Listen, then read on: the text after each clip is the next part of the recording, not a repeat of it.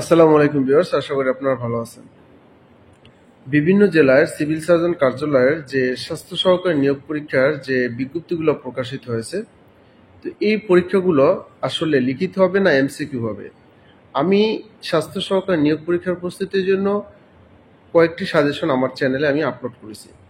তো এখানে সবচেয়ে যে আমি কমেন্টগুলো পেয়েছি সেটা হচ্ছে যে ভাইয়া, পরীক্ষাটা লিখিত হবে না এমসিকিউ হবে। দেখেন, এখানে একটা বিষয় হচ্ছে যে বিগত যে কয়েকটা পরীক্ষা হয়ে গেল, কয়েকটা জেলায় এই সিভিল সার্জনের কার্যালয়ে যে পরীক্ষাগুলো হয়ে গেল স্বাস্থ্য সহকারী পদে, সেখানে আপনার দেখা যাচ্ছে যে আপনার দুটো পরীক্ষা এমসিকিউ হয়েছে এবং বাকি 4-5টায় কিন্তু আপনার রিটেন হয়েছে। তার মানে অধিকাংশ পরীক্ষাগুলোই কিন্তু রিটেন হয়েছে। সেক্ষেত্রে আপনার একটা ধারণা নিতে হবে যে আপনার জেলাতেও, আপনার জেলার সিভিল সার্জনের কার্যালয়ের এই স্বাস্থ্য সহকারী নিয়োগ পরীক্ষাটা লিখিত হওয়ার সম্ভাবনা অনেকটা বেশি।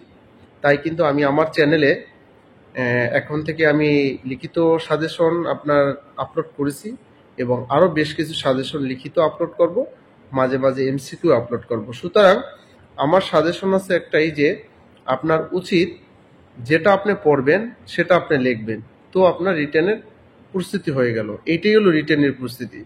আপনি এমসিকিউতে পাস করলেন, তার মানে এতে কিন্তু আপনি চাকরি পাওয়ার জন্য একেবারে আপনি যোগ্য হয়ে গেছেন সেটা না।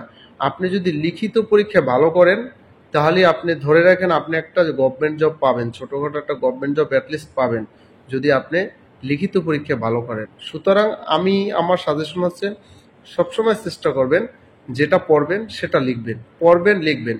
বই সামনে নিছেন, ঠিক আছে, সাথে একটা খাতা কলম নিয়ে রাখবেন। হ্যাঁ, আপনি যেটা পড়েন ওইটাই আপনি লিখবেন, তাহলে দেখবেন আপনি লিখিত পরীক্ষা ভালো করবেন।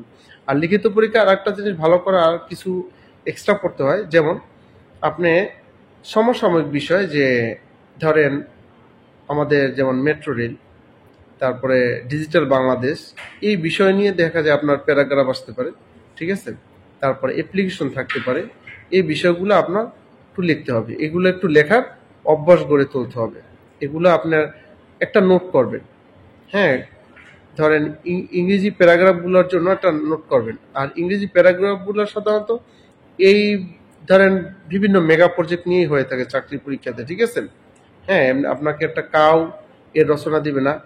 হ্যাঁ, তারপর আপনাকে জার্নি বাই বাস এই রচনা আপনার সরকারি চাকরি পরীক্ষাতে লিখিত পরীক্ষা আসে না, সাধারণত আসে আপনার আমাদের বিভিন্ন মেগা যে প্রকল্পগুলো আছে, ঠিক আছে, মেগা প্রজেক্টগুলো আছে এই নিয়ে কিন্তু আসে।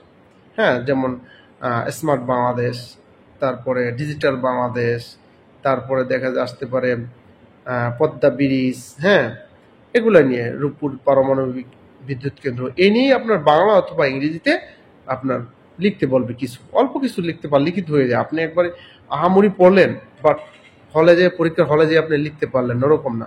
আপনি মূল মূল কথাগুলো বেশি না, আপনি মাত্র 5-7টা লাইন পড়েন। এই 5-7টা লাইনে যদি আপনি লিখে দিয়ে আসতে পারেন, তাহলে দেখবেন অনেকগুলো লাইন হবে, মোটামুটি 10টা লাইন হয়ে যাবে এখানে আপনি যখন হাতে লিখতে যাবেন, ঠিক আছে। দ্যাটস এনাফ, ঠিক আছে। তো এই ছিল আপনাদের প্রশ্নের যে আমি যে সবচেয়ে বেশি কমেন্টগুলো পেয়েছি আমার ওই ভিডিওগুলোতে। তো আপনি আমার লাস্ট সাজেশন আছে এটাই, আপনি লিখিত পরীক্ষার প্রস্তুতি নেবেন।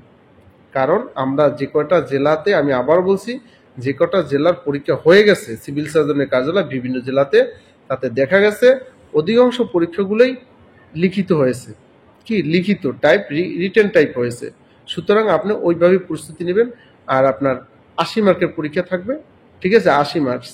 আর 20 মার্কস থাকে আপনার ভাইবার জন্য, ঠিক আছে। তো তো এই ছিল আজকের আলোচনাটা। আশা করি আপনাদের প্রশ্নের উত্তরগুলো আপনারা পেয়ে গেছেন।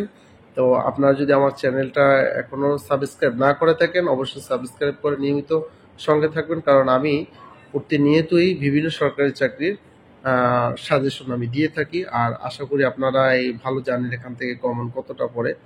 আমি আশা রাখি কমন পড়ে, ঠিক আছে। দেখা যায় আমি নিবন্ধনে 18তম নিবন্ধনে বেশ কিছু আমি সাজেশন দিয়েছিলাম, স্পেশাল সাজেশন দিয়েছিলাম, ওখান থেকে ভালো কিছু প্রশ্ন কমন পড়ছে। যারা নিছে তারা আমাকে অবশ্য তাদের মেসেজ আপনাদের আমি চাইলে প্রমাণ হিসাবে দেখাইতে পারি, ঠিক আছে। তো যাক, ভালো থাকবেন, অনেক কথা বললাম, দেখা হবে অন্য কোনো ভিডিওতে। আসসালামু আলাইকুম, অল দ্য বেস্ট।